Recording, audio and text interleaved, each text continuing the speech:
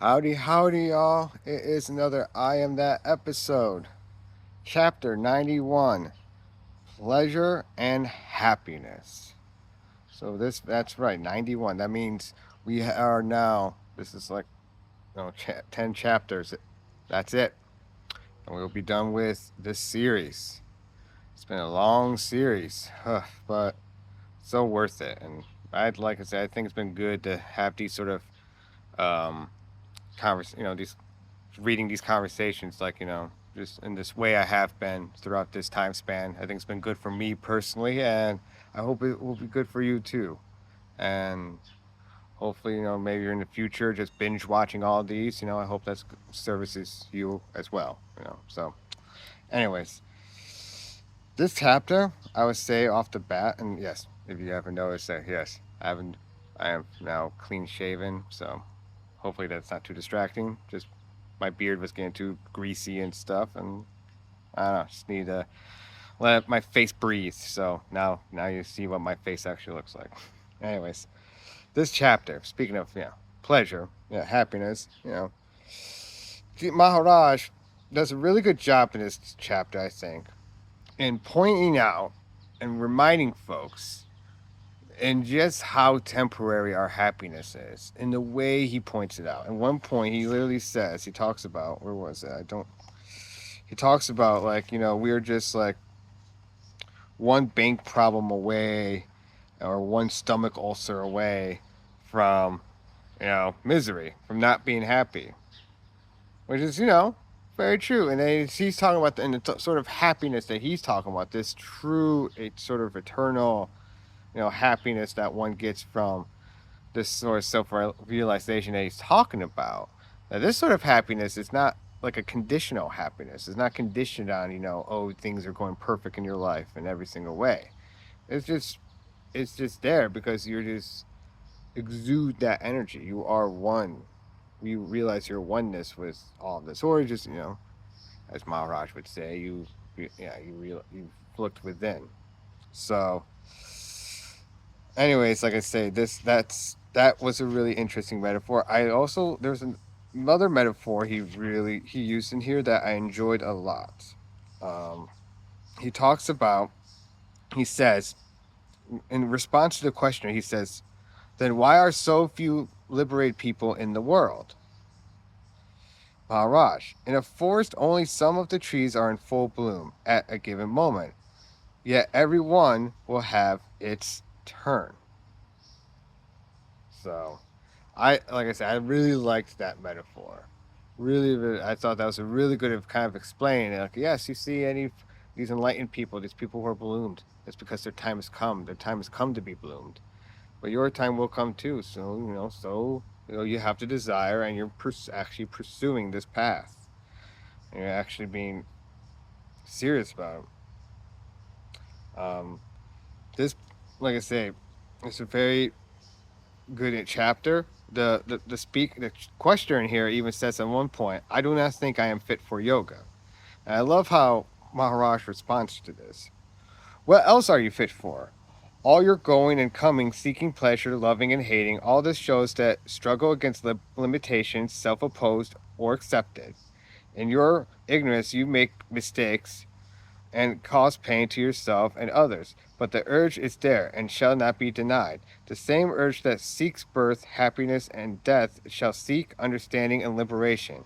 It is like a spark of fire in a cargo of cotton. You may not know about it, but sooner or later the ship will burst into flames. Liberation is a natural process and in the long run inevitable, but it's within your power to bring it into the now. And actually, that's when the questioner says, "Then why are there so few liberated people?" That's how he responds to that. But so, and then that's when he uses that, and then he even goes on in the forest metaphor, and even goes beyond that to say, sooner or later, your physical and mental resources will come to an end. What will you do then? Despair? All right, despair. You will get tired of despairing and begin to question. At that moment, you will be fit for conscious yoga. So he's very good here at, yeah, he's like, you gotta suffer. You know, that's part of it. Like it seems like that's really what he's saying. You got to go through this life thing. You got to go suffer. And in fact, earlier in the teacher, I mean, in the teacher, in the chapter, earlier in the chapter, he says, "Life teaches where all else fails, but the lessons of life can take a long time to come. Much delay and trouble is saved by trusting and obeying. But such trust only comes when indifference and restlessness give peace place to clarity and peace. A man who keeps himself in low esteem will not be able to trust himself nor anybody else. I know that from personal experience. Therefore, in the beginning, the teacher tries his best to reassure the disciple as to his high origin, noble nature, and glorious destiny. He relates to him the experiences of some saints as well as his own, instilling confidence in himself and his infinite possibilities. When self confidence and trust in the teacher come together, rapid and far reaching changes in the disciple's character and life can take place.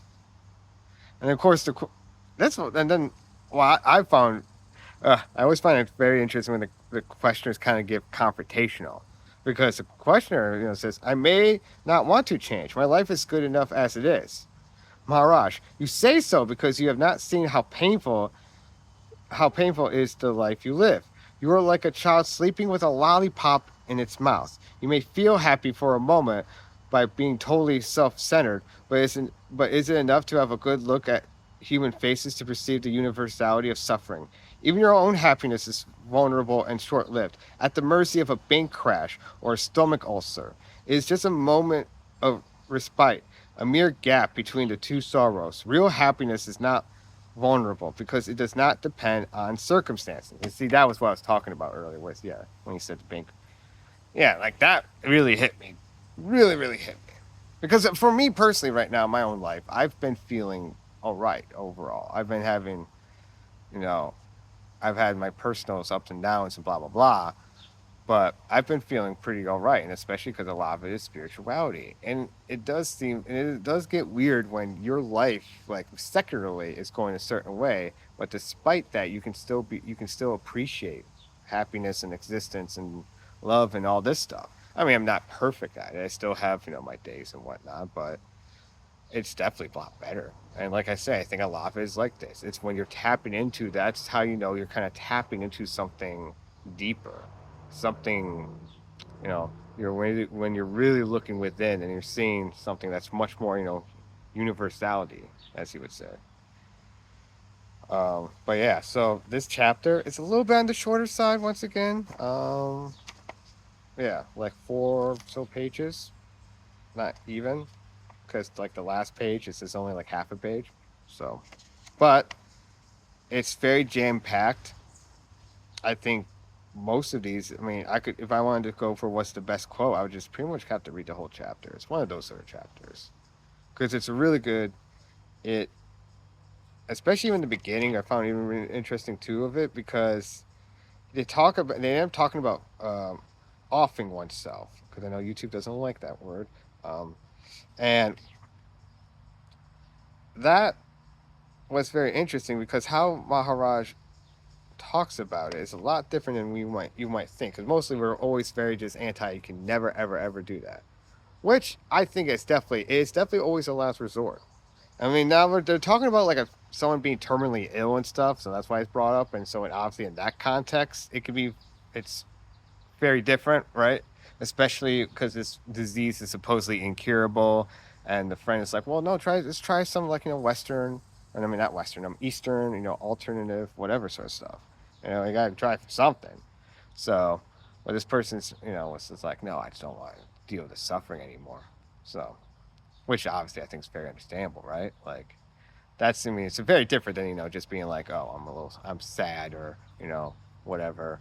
So I'm just going to do that. So, but anyways, don't want to end on too much of a downer. So actually, I will end with, because I was like I say talking about my own life and talking about how even despite whatever stuff I have, I've been still pretty much getting happier and all that just because of the spiritual, my all this, for example, and just my connection with Krishna and whatnot. But I want to talk about last year the questioner. He says, "Are you talking of your own experience? Are you too unhappy?" Maharaj, I have no personal problems, but the world is full of living beings whose lives are squeezed between fear and craving. They are just like cattle driven to slaughterhouse, jumping and frisking, carefree and happy, yet dead and skinned within an hour. You say you are happy. Are you really happy, or are you merely trying to convince yourself? Look at yourself fearlessly, and you will at once realize that your happiness depends on conditions and circumstances. Hence, it is momentary, not real. Real happiness flows from within. So, I think on that note, I would say Hare Krishna, Namaste, and yeah, just for general, yeah, just peace be upon all you. I hope you all have a lovely day, lovely time. I hope this all helps you on your own personal ascension and journey. And yeah, tell me what you think about the no beard. All right, see you later. Peace.